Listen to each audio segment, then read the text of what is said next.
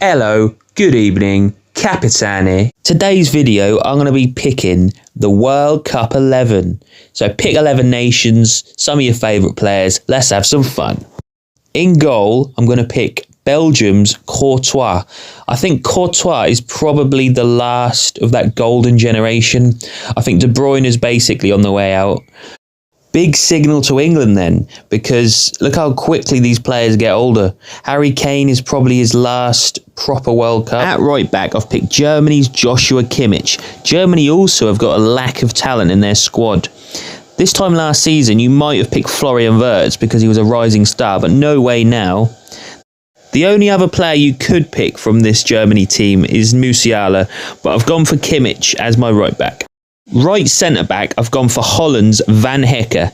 I know what everyone's going to be shouting, why not Van Dijk? I think Van Hecke is a better centre-back than Van Dijk at this current moment. So I'm giving him his props for Brighton.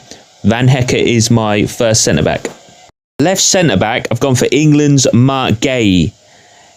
You could say he's the best centre-back in the world, but I'd still pick either Saliba or Gabriel. But his level is so high, maybe the best level of centre-back since John Terry and Rio Ferdinand. What a player. At left back, I've gone for Canada's Alphonso Davies. I thought I'd get some of the home nations in this video.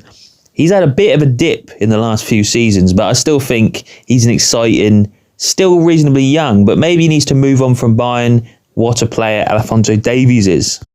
At deep line midfielder, I've gone for the best midfielder in the world, Portugal's Vitinha. What a rise this guy has had since joining from Wolves. I was picking Bruno Fernandes from Portugal, but I thought Vitinha is just mustard.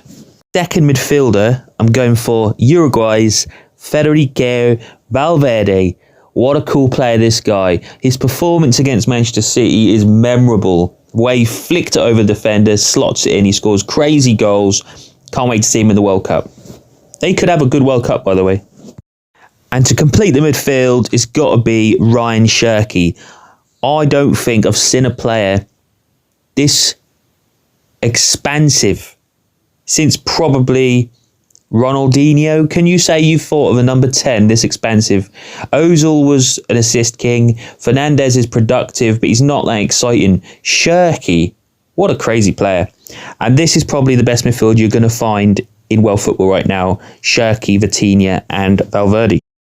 On the right wing, Spain's very own wonder boy, Lamine Yamal.